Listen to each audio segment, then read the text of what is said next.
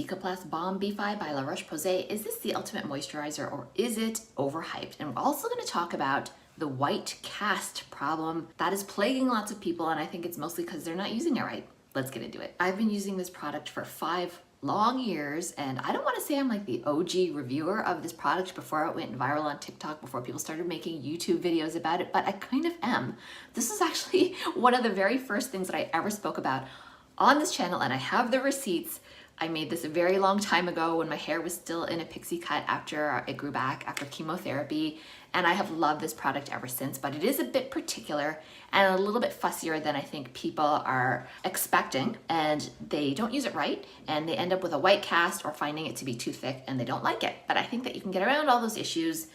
I certainly have over the last 5 years, and I've noticed a lot of things about it that I'm going to share with you. So what I'm going to do to show you the quote-unquote wrong way, I mean, there is no wrong way. If you have a way that's working for you, certainly by all means don't do what I'm doing. Keep on doing what you're doing, but I'm going to show you the common pitfalls that I see with people using this product. So the first pitfall is that people have too much moisture already. This is supposed to be like, you know how mascara can be a one-coat wonder? This is also a product that is supposed to be a one-coat wonder. It's not really supposed to be layered on top of like a Korean skincare routine with 5 different levels of hydration and moisturizer underneath. So what I'm going to show you is I'm going here with some Grown Alchemist Balancing Toner.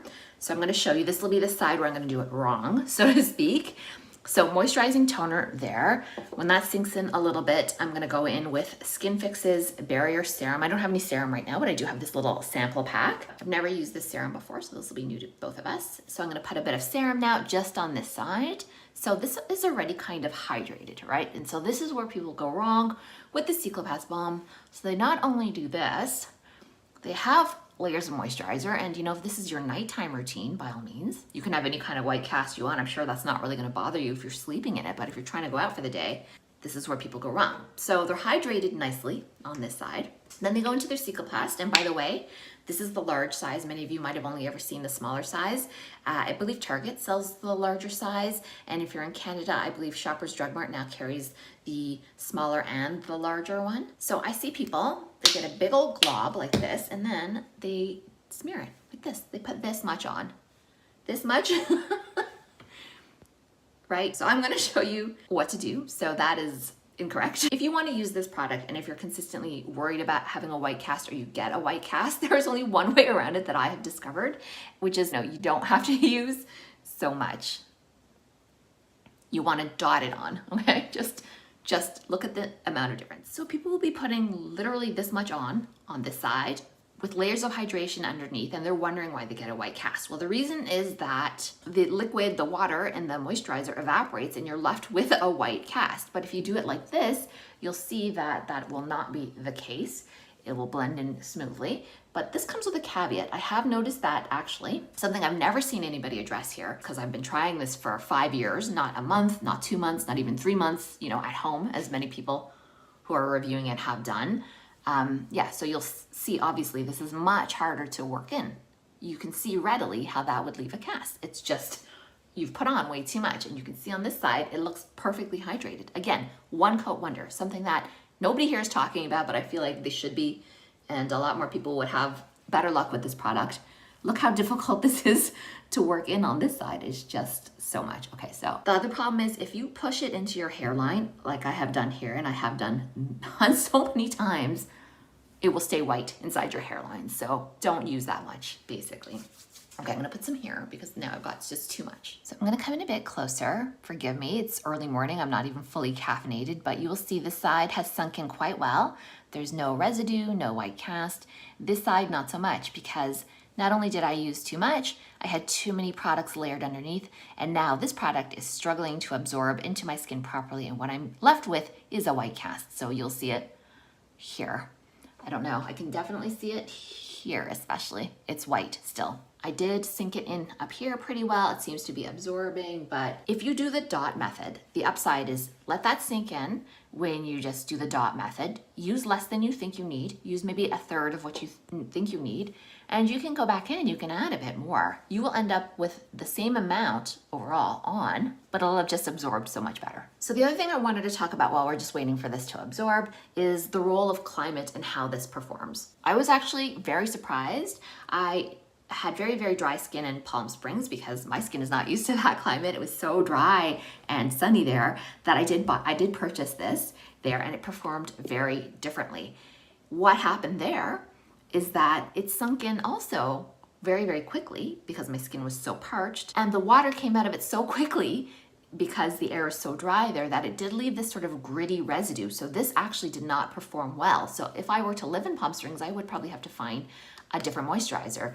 This one was not working well there. That is my first experience having a product that performed quite differently in one climate versus another, but it completely makes sense because as I was discussing, your sort of moisture levels and how you apply it, how thick you apply it, what is going on with evaporation rates play a big role in this. Nobody ever talks about that, but it is, I think, vital to understanding how this product works and for getting the most out of it. So now let's talk about what La Roche-Posay Cicaplast Baume B5 is a good dupe for. In my experience, it makes a really nice dupe for Charlotte Tilbury's Magic Cream, which I will not purchase anymore because I do not like the scent. I have this feeling they now make an unscented version, although I could be wrong about that, but I find that the Magic Cream sits like glue on the face, but some people swear by it. Some makeup artists have to keep Magic Cream. I've heard this before in their kit because some clients really demand that that is their base underneath makeup because it leaves them with this glow that they cannot get with any other product. I would argue that this actually makes a nicer base under makeup, so I will show you what my makeup looks like on top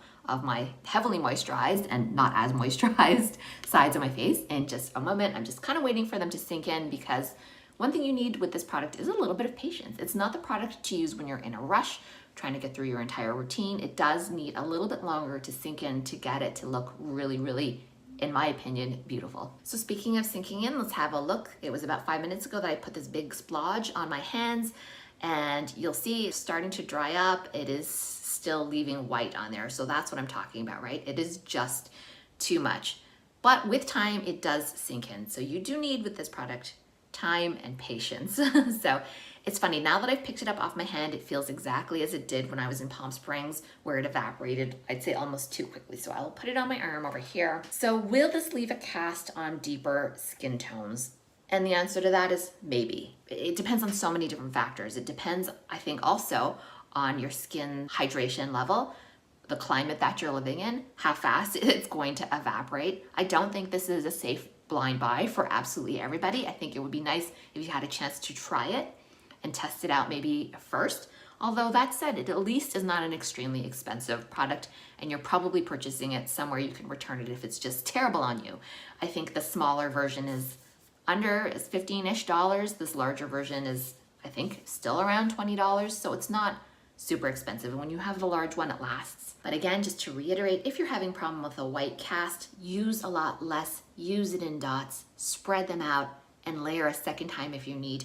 Point A, point B. It's not at its best when you're layering it on top of a well-hydrated or very wet face. So if your face is very wet, maybe let that dry off a little bit and then try and apply it. It is meant to be a one-coat wonder on bare skin that is not too wet. All right, makeup all done. And I just wanted to show you that you can actually layer this on top of other products. I have without any pilling or any problems, and it will still give off this kind of nice dewy look that I'm getting now. So on top of the moisturizer, even on the heavy duty side, I use the same stuff on both sides. I use my Darphin Antral SPF 50. This is a lovely thin lightweight moisturizer, SPF 50. And then on top of that, not my favorite foundation, but one that I wanted to show you that you'll still get a really dewy effect, even though this is a pretty matte foundation, which is the #1 top selling foundation in the US, Estee Lauder's Double Wear. I've made a video about this and why it's not my favorite. I've got a dupe that's actually $30 less. Again, I will also link up that video. And this is what it looks like underneath. I think it actually looks quite nice. The last point I'm gonna leave you with is that this is, I think, a winter. So if you're somewhere, again, it plays with humidity levels in a way that I don't think anybody really talks about here. So that was hopefully the point that you took overall from this. If you're from Florida, if you're from Louisiana, Texas, where it's very humid and hot, if you're from somewhere hot, you might find this too thick, too occlusive, just way too much overkill. But if you're from somewhere where it snows, like I am, and it's your face can get chapped, this might be the only moisturizer you ever need to buy for the rest of your life. You might like it that much because it seems to play well in that particular climate. So with all that said, I'm gonna wrap it up. Make sure that you stay tuned to the videos that I was telling you about earlier. I will put them up for you to watch if you get the chance. Thanks for watching.